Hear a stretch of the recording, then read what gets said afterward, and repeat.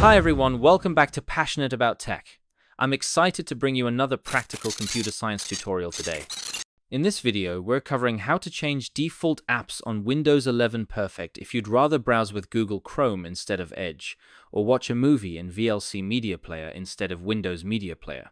We'll go step by step to set your preferred apps with these examples, and I'll share some tips to avoid common issues. Let's make your Windows experience exactly how you want it. Stick with me, and let's get started. Alright, let's dive in. First, click the Start button, that Windows icon on your taskbar, and select Settings. Next, go to Apps on the left sidebar, then click Default Apps. Let's start with your browser scroll to find Microsoft Edge, and click it.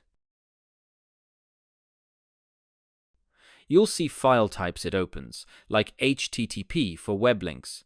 Click the current default Edge and choose Google Chrome from the list to make it your go-to browser. Now, let's set VLC for movies. Scroll to Windows Media Player, click it, and look for .mp4, a common video format. Click Windows Media Player, then select VLC Media Player to watch movies like Movie Night.